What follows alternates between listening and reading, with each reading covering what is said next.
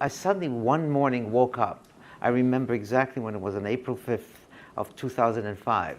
I woke up and I started writing, arriving in the house in Italy through a pine alley. I was supposed to be in Italy that summer. We used to rent a house every summer, and that summer we were not going to do it. We were going to be stuck in New York. It was hot, I was frustrated, I was upset, and I happened to remember a painting by Monet of a house in Italy. Eventually I had myself living in that house as the son of the owner of the house. That was the ultimate dream. And it was also a way of going back to my childhood in Egypt. We had a house on the beach, and I was going to go back to that house on the beach, but it wasn't in Egypt, which I never liked, but it was more in Italy, which I do love. And eventually I decided, okay, let's add some romance to it.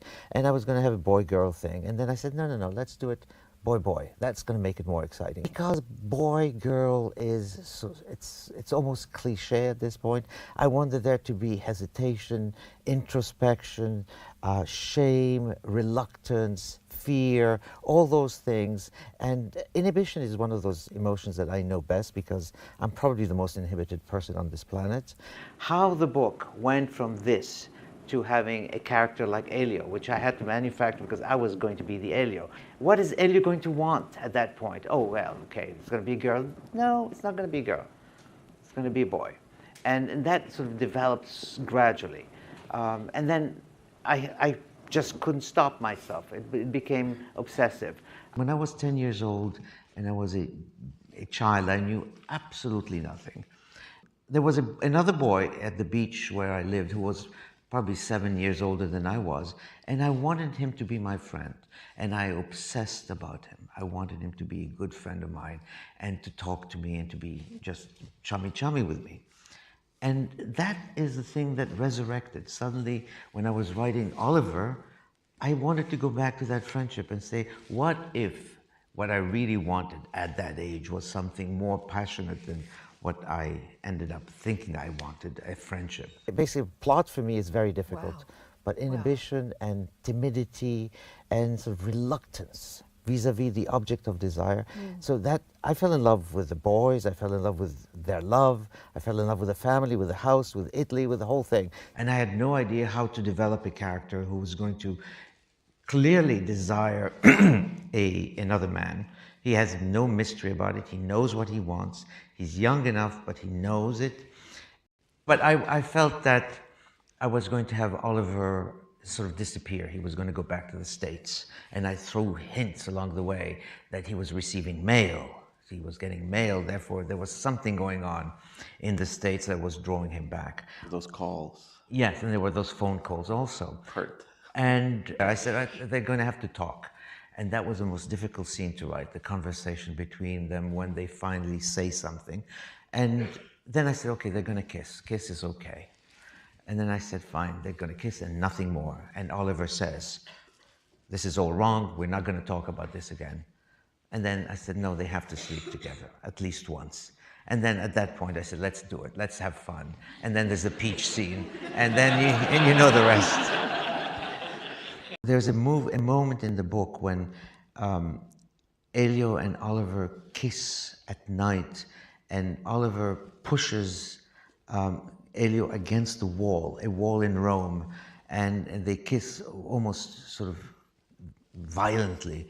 And that moment was, for me, very moving because it reminded me of a moment in my life when I was the one kissing someone else that way, and against the wall. And I went to visit that wall. It was not in Rome, it was in Cambridge, Massachusetts. And every time I pass by that wall, I stand there and I almost freeze. And I don't know why I freeze. I still don't know what it was. Of course, the woman in question that I kissed has sort of gone to different paths and we don't speak to each other. But I'm still frozen in that moment now, about almost 40 years ago. So it never goes away. And that's something that I wanted to reproduce at the end of the book. That passion and that extreme sorrow that I feel every time against that wall. I don't get teary or anything like that, but I feel as if my life at that point could have taken a different turn, and it didn't. And I'm sorry that it didn't, but at the same time, I'm happy it didn't either, because there were a lot of issues there. And I wanted to capture that sense of lingering nostalgia for what didn't happen, for what might have happened, for what might still happen, though I'm afraid it might, and I hope it doesn't, yet wish it does, okay? In fact, the relationship is the relationship of two human beings who have found each other and who basically will never, in their hearts, ever lose each other. That's all I wanted. It's basically, they call each other by each other's names, by their own names. So it's a form of intimacy. It's the ultimate form of intimacy between two human beings. You are me and I am you. And I'll give you my name, I'll take your name, and we won't be severed ever for life. I think our loves, even the people we have stopped loving and think we've stopped loving, we continue to, if we met them again in the right circumstances with no one watching, we would be in love with them in a second all over again. We began on the Odyssey 10 years ago when we got the early copy of the book and reached out to option the material. The first person who came on board was James Ivory, who lived near me in upstate New York. He was my neighbor and invited me to dinner. And when James Ivory invites you to dinner, you go to dinner. Right. And he had read the book independently, had loved the book, and so we wanted the sort of the gravitas of his name and the hallmark of that when he came on board as an executive producer originally. They asked me whether I could think of being a co-director, and I said sure, but I want to have my own script. And they said fine, and so I proceeded to write it. And then developed a script, lots of different permutations of the movie over the years. Hearing from different financiers that they, weren't sure if the stakes were high enough in the movie, and could we make the mother more evil? Could we, just lots of different changes to it so that people might come on to pay for it. And ultimately, we didn't want to do that. I mean, for us, the movie was the stakes of the heart, which felt pretty high already. And so, in trying to stay true to that, we found that we actually had to look outside of America for financing. And RT features Rodrigo Teixeira, who came on as a producer as well, because they wanted to make this story. They wanted to work with Luca, who is an auteur and amazing director. They had trouble in finding a director. They had found someone, and then that didn't work out, and they found someone else, and she then wanted to do something else, and so forth. And then they found Luca, and I believe, as it worked out, that Luca then suggested, and I had met Luca in Rome, actually, 2 or 3 years before, and I think it comes from him that he suggested that I join him as a co-director. So that was put to me by my two neighbors, and I said sure. I was involved in 2008 as a consultant. Peter Spears and Hammer Rosenman, who originated the project as producers, they approached me because they wanted to make this movie from another screenplay by another director, and because the book is set in Italy, they sought my advice and help in order to try to see how they could have made this movie in Italy. So I started from reading the book, which I found endearing and beautiful, and then I received the script a few months later, and I started to give Was it a James Ivory script at No, that point? it was a script by another writer who was supposed to be the director of the version that he wanted to make. And we started by going scouting with Peter and with the director. We talked constantly.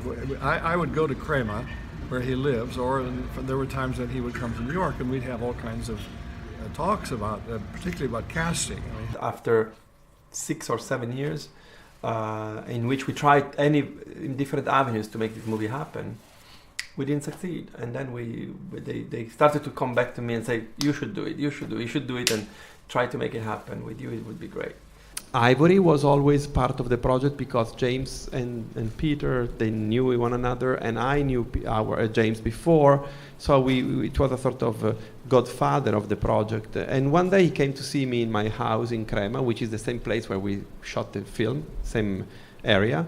So we tried ourselves on the script, and then a few years later, again, the movie was very difficult to put together. There weren't so many sources of finance.